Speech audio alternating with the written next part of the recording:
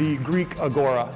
And so the Greek agora was this meeting place or marketplace in ancient Greece where, you know, after dinner, people would get together to debate and have dialogue about and discourse about whatever the political issues of the day were in the community, whatever the news was in the community. You know, Eumenides' goat died, my aunt broke her ankle, whatever.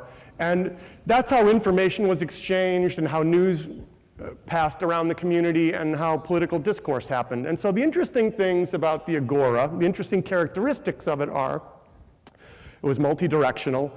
It wasn't someone standing on a stage like I am with you and just dictating. It was unfiltered.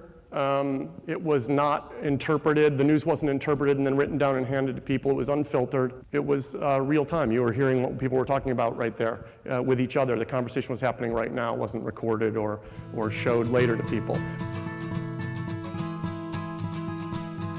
The history of technology traditionally has been disruptive or disintermediating to existing media companies. But along comes Twitter, and Twitter reinvents the agora. We once again start to see multiple perspectives on a particular news story or event that's happening. We once again start to have a shared experience across the globe about what's happening and what we're viewing right now. We once again get an unfiltered perspective on what's happening. Cut to the first presidential debate, and during the first presidential debate, we were well over 8,000 tweets per second for extended periods of time, like hours. 8,000 tweets per second for over an hour. Cut to the night of the election, well over 12,000, 15,000 tweets per second for extended periods of time. So it's increasingly the case that people realize that this is where the shared experience happens while the broadcasters are talking about or showing us something else that's happening. We talk about Twitter as the pulse of the planet. When someone asks us how we think about Twitter, we like to say Twitter is the pulse of the planet. And what you just saw there is a great example of why we think that. Those are tweets about a show during the season of the show. And what you can see is when the show is on, you get a big uptick in what people are saying about the show, and when it's not on, there's background noise. The same thing you would see is true about major events, the same thing you would see is true about politics, on and on and on and on. I just happen to be showing TV examples here.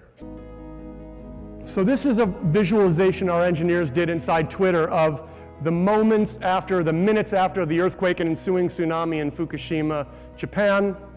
And what you saw there was instant, and keep in mind it's like 1 a.m., 2 a.m., 3 a.m., 4 a.m., 5 a.m., right, in lots of parts of the world. Minutes, if not sooner, in the aftermath of the earthquake and tsunami, the entire world knew about it and was communicating back to people in Japan.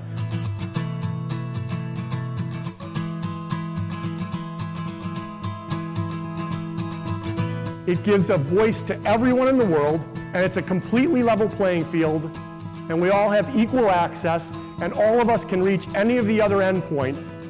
But the real beauty of it is that as you get closer and closer and closer, you see the three-dimensionality and the uniqueness and the beauty to each one of those things.